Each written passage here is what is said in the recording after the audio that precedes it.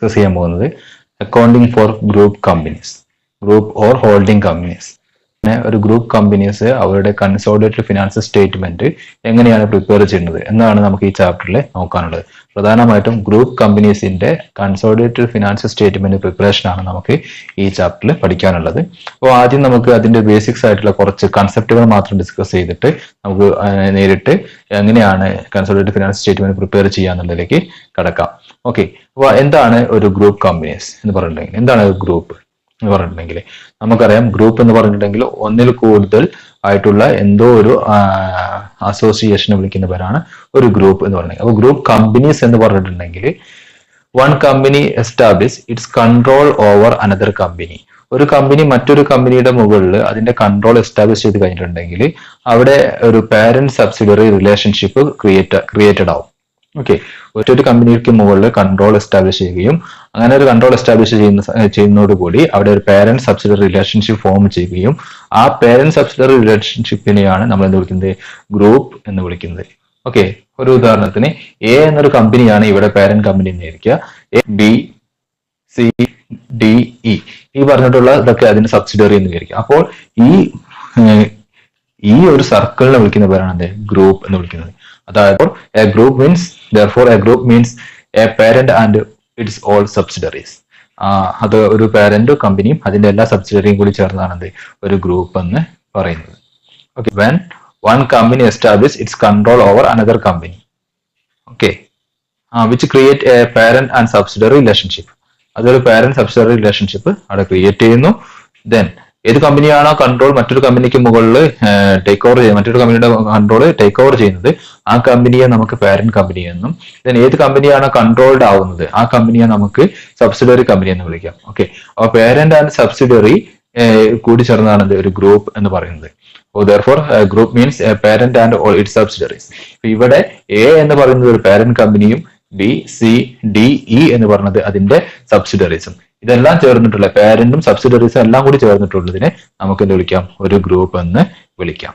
Okay, അപ്പൊ നമ്മൾ group companies അവരുടെ കൺസോളിഡേറ്റഡ് ഫിനാൻഷ്യൽ സ്റ്റേറ്റ്മെന്റ് എങ്ങനെയാണ് പ്രിപ്പയർ ചെയ്യുന്നത് എന്നുള്ളതാണ് നമുക്ക് ഇവിടെ ഡിസ്കസ് ചെയ്യാനുള്ളത്. നമ്മൾ ഈ ചാപ്റ്ററിൽ നമുക്ക് മെയിൻ ആയിട്ട് ഫോക്കസ് ചെയ്ത് പഠിക്കേണ്ടത് ആ ഏരിയ. ഗ്രൂപ്പ് കമ്പനി എങ്ങനെയാണ് അവരുടെ കൺസോളിഡേറ്റഡ് ബാലൻസ് ഷീറ്റ് പ്രിപ്പയർ ചെയ്യുക.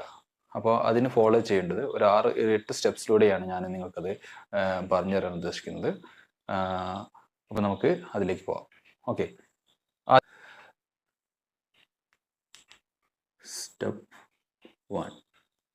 Step 1 computation of holding and minority ratio.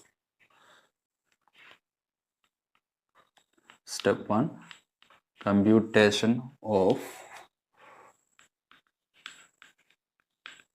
Holding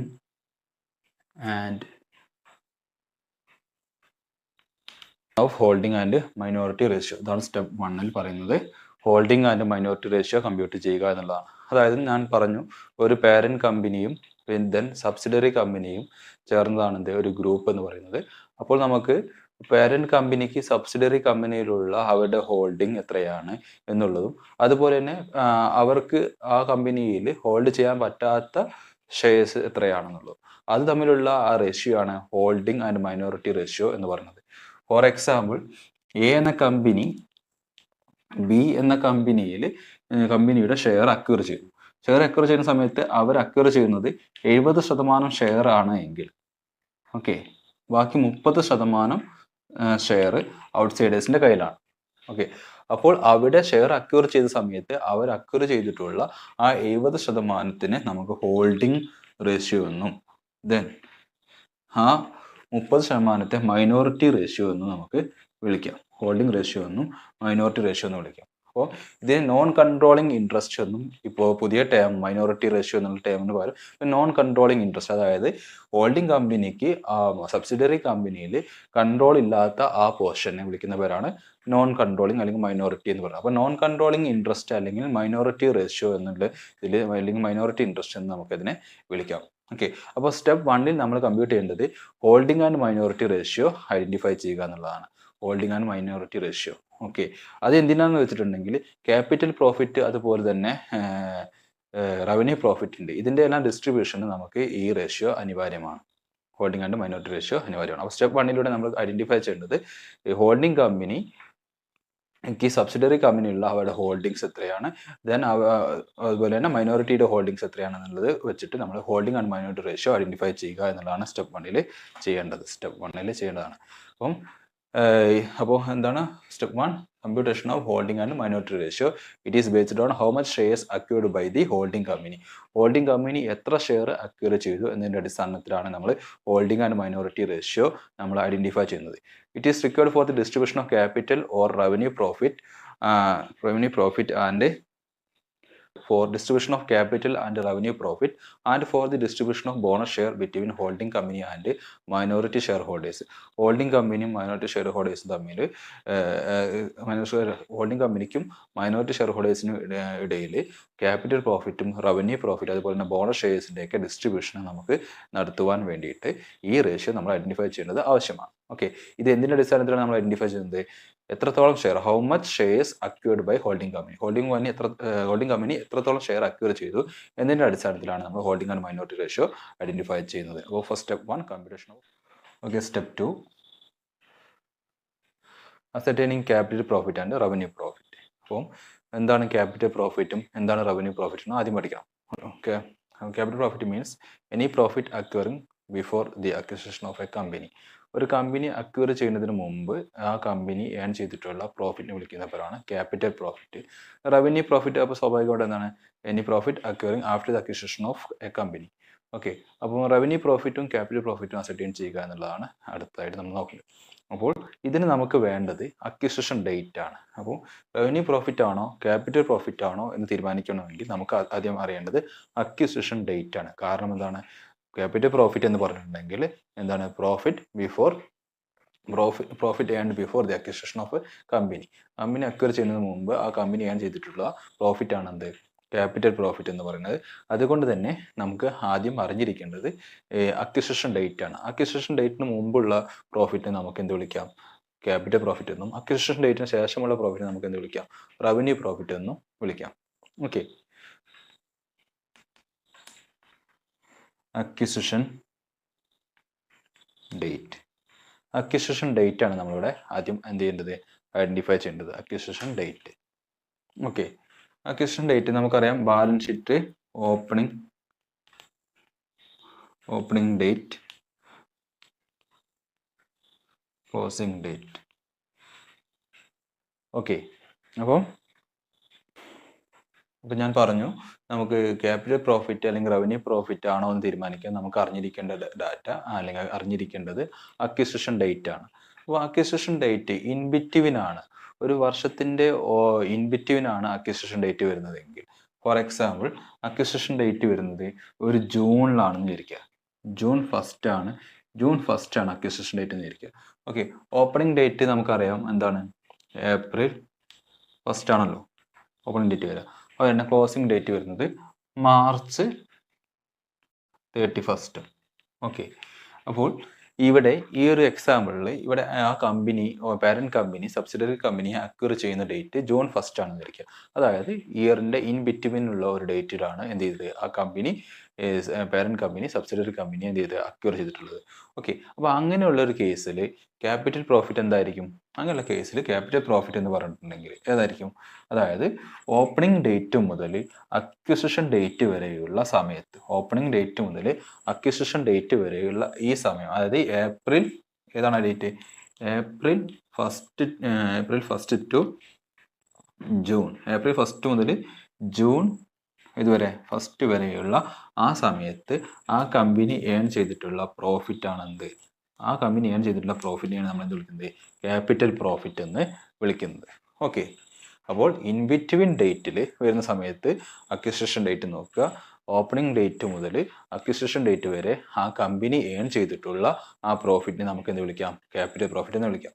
ഇനി ക്ലോസിംഗ്, അതായത് അക്വയർ ചെയ്ത ഡേറ്റ് മുതൽ അക്വിസിഷൻ ഡേറ്റ് മുതൽ ക്ലോസിംഗ് ഡേറ്റ്, അതായത് ജൂൺ 1 മുതൽ 31 മാർച്ച് വരെ ഉള്ള ആ ഡേറ്റിൽ ആ കമ്പനി അക്വയർ ചെയ്തിട്ടുള്ള പ്രോഫിറ്റിനെ നമുക്ക് എന്ത് വിളിക്കാം? പ്രോഫിറ്റ് നമുക്ക് റവന്യൂ പ്രോഫിറ്റ് എന്ന് വിളിക്കാം. ആ പ്രോഫിറ്റ് നമുക്ക് റവന്യൂ പ്രോഫിറ്റ് എന്നും വിളിക്കാം. ഓക്കെ, രണ്ട് റവന്യൂ പ്രോഫിറ്റ്. സെക്കൻഡ് സ്റ്റെപ്പ് എന്ന് പറഞ്ഞെങ്കിൽ ascertaining capital and revenue profit എന്നുള്ളതാണ്. Capital profit revenue profit ascertain ചെയ്യുക എന്നുള്ള രണ്ടാമത്തെ സ്റ്റെപ്പ്. ക്യാപിറ്റൽ പ്രോഫിറ്റ് എന്ന് പറയണമെങ്കിൽ any profit earned before the acquisition. അക്വിസിഷന് മുമ്പ് ആ കമ്പനി ഏൺ ചെയ്തിട്ടുള്ള പ്രോഫിറ്റിനെ വിളിക്കുന്നവരാണെന്ത് റവന്യൂ പ്രോഫിറ്റ്, ക്യാപിറ്റൽ പ്രോഫിറ്റ് എന്ന് പറയുന്നത്. അപ്പം നമുക്ക് ഇവിടെ റവന്യൂ പ്രോഫിറ്റ് ആണോ ക്യാപിറ്റൽ പ്രോഫിറ്റ് ആണോ എന്ന് അസർട്ടൈൻ ചെയ്യുവാൻ നമുക്ക് വേണ്ടത് അക്വിസിഷൻ ഡേറ്റ് ആണ്. അപ്പോൾ അക്വിസിഷൻ ഡേറ്റ് ഇൻ ബിറ്റ്വീൻ വരികയാണെങ്കിൽ നമ്മൾ അവിടെ റവന്യൂ പ്രോഫിറ്റും ക്യാപിറ്റൽ പ്രോഫിറ്റിനെ നമ്മൾ എന്ത് ചെയ്യണം, സ്പ്ലിറ്റ് ചെയ്ത് കണ്ടെത്തേണ്ടി വരും. അതെങ്ങനെയാണെന്ന് വെച്ചിട്ടുണ്ടെങ്കിൽ അക്വിസിഷൻ ഡേറ്റ് വരെ, ഓപ്പണിംഗ് ഡേറ്റ് മുതൽ, അതായത് ആ ഫിനാൻഷ്യൽ ഇയറിൻ്റെ ഓപ്പണിംഗ് ഡേറ്റ് മുതൽ അക്വിസിഷൻ ഡേറ്റ് വരെയുള്ള പ്രോഫിറ്റ് നമുക്ക് എന്ത് വിളിക്കാം, ക്യാപിറ്റൽ പ്രോഫിറ്റ് എന്നും, അക്വിസിഷൻ ഡേറ്റ് മുതൽ ആ ഫിനാൻഷ്യൽ ഇയറിൻ്റെ ക്ലോസിംഗ് ഡേറ്റ് വരെയുള്ള പ്രോഫിറ്റ് നമുക്ക് റവന്യൂ പ്രോഫിറ്റ് എന്നും വിളിക്കാം. ഓക്കെ, അത് ഇൻ ബിറ്റ്വീൻ ആണ് എന്ത് ഈ അക്വിസിഷൻ നടക്കുന്നതെങ്കിൽ. ഇനി ഫോർ എക്സാമ്പിൾ ഓപ്പണിംഗ് ഡേറ്റിലാണ് അക്വിസിഷൻ നടക്കുന്നതായിരിക്കും. അപ്പോൾ ഓപ്പണിംഗ് ഡേറ്റിലാണ് അക്വിസിഷൻ നടക്കുന്നതെങ്കിൽ എന്തില്ല, ആ ഒരു ട്രാൻസാക്ഷനിൽ ആ അക്വിസിഷൻ സമയത്ത് അവിടെ ക്യാപിറ്റൽ പ്രോഫിറ്റ് ഇല്ല. കാരണം നമുക്കറിയാം എന്താണ് പ്രോഫിറ്റ് ബിഫോർ അക്വിസിഷൻ ആണ് എന്ത് ക്യാപിറ്റൽ പ്രോഫിറ്റ് എന്ന് പറഞ്ഞെങ്കിൽ. അപ്പോൾ ഓപ്പണിംഗ് ഡേറ്റിൽ തന്നെ കമ്പനി അക്വയർ ചെയ്തിട്ടുണ്ടെങ്കിൽ പിന്നെ എന്തില്ല, അവിടെ ക്യാപിറ്റൽ പ്രോഫിറ്റ് ഉണ്ടാവില്ല. ഓക്കെ, ഇനി ക്ലോസിംഗ് ഡേറ്റിലാണ് എന്ത് ചെയ്യുന്നത്, കമ്പനി അക്വയർ ചെയ്യുന്നത് ഇല്ല, അങ്ങനെയെങ്കിൽ അവിടെ എന്തുണ്ടാവില്ല, റവന്യൂ പ്രോഫിറ്റും ഉണ്ടാവില്ല. ഓക്കെ, അപ്പോൾ കൺസെപ്റ്റ് ക്ലിയർ ആണെന്ന് വിചാരിക്കുന്നു. ഒരു കമ്പനിയെ മറ്റൊരു കമ്പനി ഏറ്റെടുക്കുമ്പോൾ ആ ഏറ്റെടുക്കുന്നതിന് മുമ്പ് ആ കമ്പനി ഏൺ ചെയ്തിട്ടുള്ള പ്രോഫിറ്റിനെ വിളിക്കുന്നവരാണ് ക്യാപിറ്റൽ പ്രോഫിറ്റ്. ഏറ്റെടുത്തതിന് ശേഷം ഉണ്ടാകുന്ന പ്രോഫിറ്റ് റവന്യൂ പ്രോഫിറ്റ് എന്നും പറയുന്നു. ഓക്കെ, അപ്പോൾ നമുക്ക് ക്യാപിറ്റൽ പ്രോഫിറ്റ് ആണോ റവന്യൂ പ്രോഫിറ്റ് ആണോ എന്ന് അസെർട്ടൈൻ ചെയ്യുവാൻ നമുക്ക് വേണ്ടത് എന്താണ്, അക്വിസിഷൻ ഡേറ്റ് ആണ്. ഇൻ ബിറ്റ്വീൻ ആണ് അക്വിസിഷൻ ഡേറ്റ് എങ്കിൽ ഓപ്പണിംഗ് ഡേറ്റ് മുതൽ അക്വിസിഷൻ ഡേറ്റ് വരെയുള്ള ആ സമയത്തേക്ക് ആ കമ്പനി ഏൺ ചെയ്തിട്ടുള്ള പ്രോഫിറ്റ് ക്യാപിറ്റൽ പ്രോഫിറ്റ് എന്നും, അക്വിസിഷൻ ഡേറ്റ് മുതൽ പിന്നെ ഇയർ എൻഡിൽ പിന്നീട് അങ്ങോട്ടുള്ളതെല്ലാം എന്താണ് റവന്യൂ പ്രോഫിറ്റുമായിട്ടാണ് ട്രീറ്റ് ചെയ്യുക. പ്രോഫിറ്റ് അസെർട്ടൈൻ ചെയ്യുക. ക്യാപിറ്റൽ പ്രോഫിറ്റിൽ എന്തെല്ലാം ചേർന്നതാണ് ക്യാപിറ്റൽ പ്രോഫിറ്റ് എന്ന് നോക്കാം. അപ്പോൾ ക്യാപിറ്റൽ പ്രോഫിറ്റിൽ ഇൻക്ലൂഡ് ആയിട്ടുള്ള ഐറ്റംസ് ഏതൊക്കെയാണ് നോക്കാം. ആദ്യം ഒന്ന് ക്യാപിറ്റൽ റിസർവ്, രണ്ടാമത്തത് ജനറൽ റിസർവ്, മൂന്നാമത്തത് എനി റിസർവ് ഫണ്ട്, വേറെ എന്തെങ്കിലും റിസർവ് ഫണ്ട് ഉണ്ടെങ്കിൽ അത്, എനി റിസർവ് ഫണ്ട്. ദെൻ അടുത്തായിട്ട് നാലാമത്തെ item share premium, security premium അല്ലെങ്കിൽ ഷെയർ പ്രീമിയംസ് എന്തെങ്കിലും ഉണ്ടെങ്കിൽ അത് ബാലൻസ് ഷീറ്റിൽ അത് അങ്ങനെ ഒരു ഐറ്റം ഉണ്ടെങ്കിൽ അത്. ദെൻ പിന്നെന്താണ് ഫിഫ്ത്ത്, പ്രോഫിറ്റ് ഓർ ലോസ് അക്കൗണ്ടിലെ ക്രെഡിറ്റ് ബാലൻസ്, ക്രെഡിറ്റ് ബാലൻസ് ഉണ്ടെങ്കിൽ അത്. ദെൻ ഈ നമ്മൾ നേരത്തെ പറഞ്ഞതുപോലെ എന്താണ് അക്വയർ ചെയ്യുന്ന ഡേറ്റ് വരെ ആ കമ്പനി ഏൺ ചെയ്തിട്ടുള്ള പ്രോഫിറ്റ്. ഓക്കെ, അത്. ദെൻ പ്രോഫിറ്റ് അക്വയർ ചെയ്യുന്ന ഡേറ്റ് വരെ, പ്രോഫിറ്റ് അക്വയർ ചെയ്യുന്ന ഡേറ്റ് മുതൽ, അതായത് പ്രോഫിറ്റ് ബിഫോർ അക്വിസിഷൻ, അതായത് അക്വയർ ചെയ്യുന്നതിന് തൊട്ട് മുമ്പുള്ള പ്രോഫിറ്റ്. ഇത്രയും ഐറ്റം ചേർന്നതാണ് ക്യാപിറ്റൽ പ്രോഫിറ്റ് എന്ന് പറയുന്നത്. അപ്പോൾ capital reserve, general reserve, any reserve fund, share premium, profit and loss account credit balance, then profit before acquisition.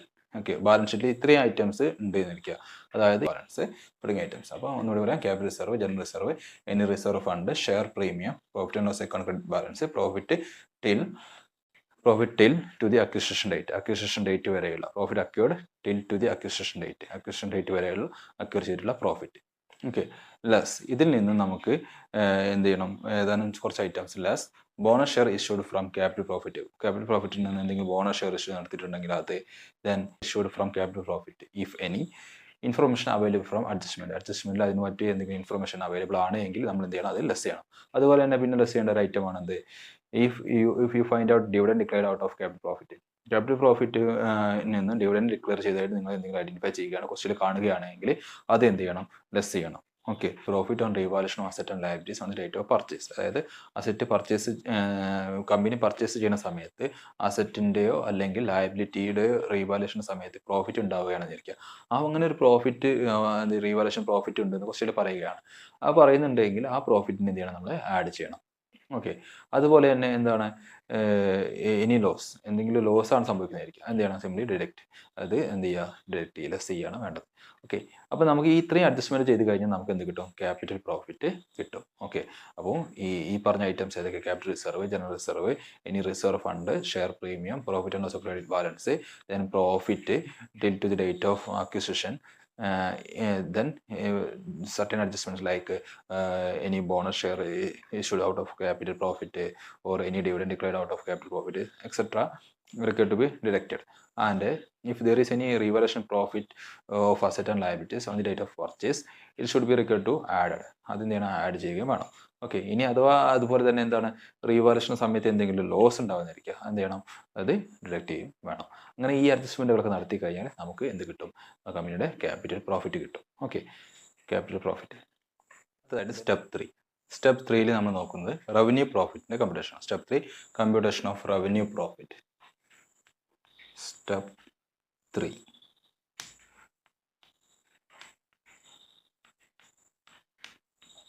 Computation of revenue profit. Computation of revenue profit. Step 3. Okay. നമുക്കറിയാം എന്താണ് capital profit, revenue profit നേരത്തെ discuss ചെയ്തു. അതായത് any profit or reserve arising after the date of purchase. നമ്മൾ company, parent company subsidiary കമ്പനിയെ ഏറ്റെടുത്തതിന് ശേഷം ആ subsidiary company earn ചെയ്തിട്ടുള്ള പ്രോഫിറ്റിനെ വിളിക്കുന്ന പേരാണ്, ഏറ്റെടുത്തതിന് ശേഷം ഏൺ ചെയ്തിട്ടുള്ള പ്രോഫിറ്റിനെ വിളിക്കുന്ന പേരാണ് എന്ത്, റവന്യൂ പ്രോഫിറ്റ് എന്ന് പറയുന്നത്. അപ്പോൾ സാധാരണയായിട്ട് പ്രോബ്ലത്തിൽ ഒരു 4 സിറ്റുവേഷനാണ് വരുന്നത്. ഓക്കെ. ഏതൊക്കെ 4 സിറ്റുവേഷനാണ്? ഒന്ന്, when the date of purchase unknown. When date of purchase unknown, അതായത് എന്നാണ് ഈ കമ്പനി, ഈ പാരന്റ് കമ്പനി സബ്സിഡറി കമ്പനിയെ ഏറ്റെടുത്തിട്ടുള്ളത്, അത് നമുക്ക് അൺനോൺ, അറിയില്ല എങ്കിൽ, when the date of purchase unknown, അങ്ങനെയെങ്കിൽ such situation the problem clearly give you how much capital profit and how much revenue profit. അതായത് കമ്പനി മറ്റ് സബ്സിഡറി കമ്പനിയെ അക്വയർ ചെയ്തിട്ടുള്ളത് ആ ഡേറ്റ് അറിയാത്ത സാഹചര്യത്തിൽ ക്വസ്റ്റ്യൻ ക്ലിയർ ആയിട്ട് പറഞ്ഞിട്ടായിരിക്കും എന്ത്, എന്നാണ്, എത്രയാണ് ക്യാപിറ്റൽ പ്രോഫിറ്റ്, എത്രയാണ് റവന്യൂ പ്രോഫിറ്റ് എന്നുള്ളത്. അപ്പോൾ നമുക്ക് അതിൻ്റെ ഐഡൻറ്റിഫിക്കേഷന് അല്ലെങ്കിൽ അത് ഫൈൻഡ് ഔട്ട് ചെയ്യാൻ പോകേണ്ട ആവശ്യമില്ല. Okay. When the date of purchase unknown, in such situation the problem clearly gives you how much capital profit and how much revenue profit. The second situation, when the shares are purchased opening of the current year. അതായത് നമ്മൾ subsidiary കമ്പനിയുടെ share purchase ചെയ്യുന്നത് current ഇയറിലെ opening ഡേറ്റിലാണെന്ന് വിചാരിക്കുക. Okay. അങ്ങനെയെങ്കിൽ ഞാൻ നേരത്തെ പറഞ്ഞു, അത് എക്സ്പ്ലെയിൻ ചെയ്തതാണ്, റവന്യൂ ക്യാപിറ്റൽ പ്രോഫിറ്റ് പറഞ്ഞ സമയത്ത് എക്സ്പ്ലെയിൻ ചെയ്തതാണ്. അങ്ങനെയെങ്കിൽ then the entire profit arising during the year consider as revenue profit. അതായത് അതിന് ശേഷം, അതായത് ഓപ്പണിംഗ് ഡേറ്റ് തന്നെ കമ്പനി എന്ത് ചെയ്തു, സബ്സിഡറി കമ്പനിയെ അക്വയർ ചെയ്തെന്നിരിക്കുക. അപ്പോൾ പിന്നെ എന്താണ്, കമ്പനി അക്വയർ ചെയ്തതിന് ശേഷമാണ് ആ കമ്പനി എന്ത് ചെയ്യുന്നത്, ഈ ഫിനാൻഷ്യൽ ഇയർ ഉണ്ടാക്കുന്ന പ്രോഫിറ്റ് എല്ലാം കമ്പനി അക്വയർ ചെയ്തതിന് ശേഷമുള്ള പ്രോഫിറ്റാണ്. അതുകൊണ്ട് അതിനെ നമുക്ക് എന്ത് വിളിക്കാം, റവന്യൂ പ്രോഫിറ്റ് എന്ന് വിളിക്കാം അതിനെല്ലാം. When third situation, when shares purchase during the current year. അതായത് കറണ്ട് ഇയറിൽ ആണ് ഷെയർ പർച്ചേസ് ചെയ്യുന്ന, കറണ്ട് ഇയറിലെ ഏതെങ്കിലും ഒരു സമയത്താണ് ഷെയർ പർച്ചേസ് ചെയ്തിരിക്കുക. അങ്ങനെയെങ്കിൽ beginning to till the date of acquisition, അത് capital profit. Then date of acquisition to the end of the year, അതെന്തായിരിക്കും, റവന്യൂ പ്രോഫിറ്റ്. അത് നേരത്തെ ഡിസ്കസ് ചെയ്തതാണ്. അതായത് ഫിനാൻഷ്യൽ ഇയറിന്റെ തുടക്കം മുതൽ അക്വിസിഷൻ ഡേറ്റ് വരെയുള്ള പ്രോഫിറ്റ് ക്യാപിറ്റൽ പ്രോഫിറ്റും, അതിനുശേഷം അക്വിസിഷൻ ഡേറ്റ് മുതൽ എന്താണ് ക്ലോസിംഗ് ഡേറ്റ് വരെയുള്ള പ്രോഫിറ്റ് റവന്യൂ പ്രോഫിറ്റുമായിട്ട് നമുക്ക് എന്ത് ചെയ്യാം, ട്രീറ്റ് ചെയ്യാം. ദെൻ അടുത്ത സിറ്റുവേഷൻ എന്താണ്, when the shares are purchased at the end of the period. Share purchase ചെയ്യുന്നത് എന്താണ്, ഫിനാൻഷ്യൽ ഇയറിന്റെ എൻഡിലാണെന്ന് വിചാരിക്കുക. അങ്ങനെയെങ്കിൽ ആ ഫിനാൻഷ്യൽ ഇയറിലെ മൊത്തം പ്രോഫിറ്റ് എന്തായിരിക്കും, ക്യാപിറ്റൽ പ്രോഫിറ്റ് ആയിരിക്കും. The entire profit or reserve become capital profit. Okay. അപ്പോൾ സ്റ്റെപ്പ് 3യിലൂടെ നമ്മൾ ഐഡന്റിഫൈ ചെയ്യേണ്ടത് എന്താണ്, റവന്യൂ പ്രോഫിറ്റ് ആണ്, computation of revenue profit. Okay. അപ്പോൾ ഈ 4 സിറ്റുവേഷൻ ആണ് സാധാരണയായിട്ട് നമുക്ക് ക്വസ്റ്റ്യനിൽ ഉണ്ടാവുക. റവന്യൂ പ്രോഫിറ്റ് ആയാലും ക്യാപിറ്റൽ പ്രോഫിറ്റിന്റെ കമ്പ്യൂട്ടേഷൻ സമയത്ത് ഈ 4 സിറ്റുവേഷനിൽ ആയിരിക്കും സാധാരണ ക്വസ്റ്റ്യനിൽ കാണുക. ഏതൊക്കെയാണ് 4 സിറ്റുവേഷൻ? ഒന്നുകിൽ നമുക്ക് എന്താണ്, അക്വിസിഷൻ ഡേറ്റ് തന്നിട്ടുണ്ടായിരിക്കില്ല. അക്വിസിഷൻ ഡേറ്റ് തന്നിട്ടില്ലെങ്കിൽ ക്വസ്റ്റ്യൻ ഡയറക്റ്റ് ആയിട്ട് തന്നിട്ടുണ്ടായിരിക്കും ക്യാപിറ്റൽ പ്രോഫിറ്റ് എത്രയാണ്, റവന്യൂ പ്രോഫിറ്റ് എത്രയാണെന്നുള്ളത്. രണ്ടാമത്തെ സിറ്റുവേഷൻ എന്ന് പറയുന്നത് എന്താണ്, കമ്പനി ആ സബ്സിഡറി കമ്പനി അക്വയർ ചെയ്യുന്നത് എന്താണ്, ബിഗിനിങ് ഫിനാൻഷ്യൽ ഇയറിന്റെ ബിഗിനിങ്ങിലായിരിക്കും. അങ്ങനെ ഫിനാൻഷ്യൽ ഇയറിന്റെ ബിഗിനിങ്ങിൽ കമ്പനി അക്വയർ ചെയ്ത് കഴിഞ്ഞാൽ ആ വർഷത്തെ എൻ്റയർ പ്രോഫിറ്റ് എന്ത് തന്നെയായിരിക്കും, റവന്യൂ പ്രോഫിറ്റ് തന്നെയായിരിക്കും. ഇനി ഇൻബിറ്റ്വീനാണ്, ഫിനാൻഷ്യൽ ഇയറിന്റെ ഇൻബിറ്റ്വീൻ ആയിട്ടാണ് കമ്പനി അക്വയർ ചെയ്യുന്നതെങ്കിൽ ആ ഇൻബിറ്റ്വീൻ മീൻസ് എന്താണ്, അക്വിസിഷൻ ഡേറ്റ് വരെ, ഓപ്പണിംഗ് ഡേറ്റ് മുതൽ അക്വിസിഷൻ ഡേറ്റ് വരെയുള്ള പ്രോഫിറ്റ് ക്യാപിറ്റൽ പ്രോഫിറ്റും, ദെൻ അക്വിസിഷൻ ഡേറ്റ് മുതൽ ക്ലോസിംഗ് ഡേറ്റ് വരെയുള്ള പ്രോഫിറ്റ് റവന്യൂ പ്രോഫിറ്റ് എന്ന് നമുക്ക് വിളിക്കാം. ഓക്കെ. ദെൻ ലാസ്റ്റ് പറഞ്ഞു ക്ലോസിങ്ങിലാണ് ഇനി കമ്പനി അക്വയർ ചെയ്തിട്ടുള്ളതെങ്കിൽ ആ ഫിനാൻഷ്യൽ ഇയറിലെ മൊത്തം profit entire profit are reserve consider as capital profit. Okay, ഇനി ഫോർത്ത് സ്റ്റെപ്പാണ് എന്താണ് computation of minority interest. Minority step four computation of minority interest. നാലാമത്തെ സ്റ്റെപ്പിലൂടെ നമ്മൾ മൈനോറിറ്റി ഇൻട്രസ്റ്റ് കമ്പ്യൂട്ട് ചെയ്യും. അപ്പോൾ എന്താണ് മൈനോറിറ്റി ഇൻട്രസ്റ്റ്? ഞാൻ നേരത്തെ തുടങ്ങുമ്പോൾ തന്നെ പറഞ്ഞു ഹോൾഡിംഗ് ആൻഡ് മൈനോറിറ്റി റേഷ്യോ നമ്മൾ ഐഡൻറ്റിഫൈ ചെയ്യണമെന്ന് പറഞ്ഞു. അപ്പോൾ പറഞ്ഞു എന്താണ് മൈനോറിറ്റി ഇൻട്രസ്റ്റ് എന്ന്. മൈനോറിറ്റി ഇൻട്രസ്റ്റ് എന്ന് പറഞ്ഞിട്ടുണ്ടെങ്കിൽ ആ കമ്പനി, അതായത് ഹോൾഡിംഗ് കമ്പനിക്ക് സബ്സിഡറി കമ്പനിയിൽ ഏറ്റെടുക്കാൻ പറ്റാത്ത ഷെയർ പോർഷനെ വിളിക്കുന്ന പേരാണ് മൈനോറിറ്റീസ്. ഓക്കെ, അപ്പോൾ മൈനോറിറ്റി ഇൻട്രസ്റ്റ് അല്ലെങ്കിൽ ഇതിന് ഇപ്പോൾ ഇതിൻ്റെ പുതിയ ടേം എന്ന് പറഞ്ഞെങ്കിൽ നോൺ കൺട്രോളിങ് ഇൻട്രസ്റ്റ് ആണ്, NCI, non controlling interest. Minority interest അല്ലെങ്കിൽ നോൺ കൺട്രോളിങ് ഇൻട്രസ്റ്റ് എന്ന് നമുക്ക് ക്വസ്റ്റ്യനിൽ കാണാം. ഓക്കെ, അപ്പോൾ നോൺ കൺട്രോളിങ് ഇൻട്രസ്റ്റ് അല്ലെങ്കിൽ മൈനോറിറ്റി ഇൻട്രസ്റ്റ് എന്നുകൊണ്ട് ഉദ്ദേശിക്കുന്നത് ആ കമ്പനിക്ക് സബ്സിഡറി കമ്പനി അല്ലെങ്കിൽ ഹോൾഡിംഗ് കമ്പനിക്ക് സബ്സിഡറി കമ്പനിയിൽ അക്വയർ ചെയ്യാൻ പറ്റാത്ത ഷെയർ ഹോൾഡിങ്സിനെ വിളിക്കുന്ന പേരാണ് മൈനോറിറ്റി. ഓക്കെ, അപ്പോൾ മൈനോറിറ്റി ഇൻട്രസ്റ്റ് എങ്ങനെ കമ്പ്യൂട്ട് ചെയ്യുക എന്നാണ് അടുത്തതായിട്ട് നമ്മൾ നോക്കണം. നാലാം സ്റ്റെപ്പിലൂടെ നമ്മൾ ചെയ്യേണ്ടത് മൈനോറിറ്റി ഇൻട്രസ്റ്റ് കമ്പ്യൂട്ട് ചെയ്യുക എന്നുള്ളതാണ്. ഓക്കെ, അപ്പോൾ അതിന് face value of minority shares, minority shares എത്രയാണ്, ഓക്കെ, അവരുടെ ഷെയർ ഓഫ് ക്യാപിറ്റൽ പ്രോഫിറ്റ്, അവരുടെ ഷെയർ ഓഫ് റവന്യൂ പ്രോഫിറ്റ്, അവരുടെ ഷെയർ ഓഫ് ബോണസ്, എന്തെങ്കിലും ബോണസ് ഷെയർ കൊടുക്കുന്നതിന് അതിൽ നിന്ന് എന്ത് ചെയ്യണം, അവരുടെ എന്തെങ്കിലും ക്യാപിറ്റൽ ലോസോ റവന്യൂ ലോസ് ഉണ്ടെങ്കിൽ ലെസ് ചെയ്തിട്ട് കിട്ടുന്നതാണത് അവരുടെ ആ സ്ഥാപനത്തിൽ ആ മൈനോറിറ്റീസിനുള്ള ഇൻട്രസ്റ്റ് എന്ന് പറയുന്നത്. അപ്പോൾ മൈനോറിറ്റി ഇൻട്രസ്റ്റ് എന്ന് പറഞ്ഞിട്ടുണ്ടെങ്കിൽ എന്താണ്, ആ കമ്പനിയിൽ ഹോൾഡിംഗ് കമ്പനിക്ക് കൈവശമില്ലാത്ത ഹോൾഡിംഗ് കമ്പനിയുടെ കൈവശമില്ലാത്ത ഷെയർ ഹോൾഡിങ്സിനെ വിളിക്കുന്ന പേരാണ്, അല്ലെങ്കിൽ അവരുടെ കൺട്രോളിനെ വിളിക്കുന്ന പേരാണ് മൈനോറിറ്റി ഇൻട്രസ്റ്റ് അല്ലെങ്കിൽ NCI, നോൺ കൺട്രോളിങ് ഇൻട്രസ്റ്റ് എന്ന് പറയുന്നത്. ഓക്കെ, അതായത് മൈനോറിറ്റി ഇൻട്രസ്റ്റ് കമ്പ്യൂട്ട് ചെയ്യുമ്പോൾ എന്താണ് മൈനോറിറ്റി ഷെയർ ഹോൾഡേഴ്സിൻ്റെ ഷെയർ വാല്യൂ, മൈനോറിറ്റി ഷെയർ ഹോൾഡേഴ്സിൻ്റെ ക്യാപിറ്റൽ പ്രോഫിറ്റിൻ്റെ വാല്യൂ, മൈനോറിറ്റി ഷെയർ ഹോൾഡേഴ്സിൻ്റെ റവന്യൂ പ്രോഫിറ്റിൻ്റെ വാല്യൂ, മൈനോറിറ്റി ഷെയർ ഹോൾഡേഴ്സിന് കിട്ടുന്ന ബോണസ് ഷെയർ എല്ലാം കൂടി ചേർന്നാണ് ആ കമ്പനിയിലെ മൈനോറിറ്റി ഇൻട്രസ്റ്റ് എന്ന് പറയുന്നത്. അതുപോലെ തന്നെ ഇതിനെ വിളിക്കുന്ന മറ്റൊരു പേരാണ് non controlling interest, NCI. Okay,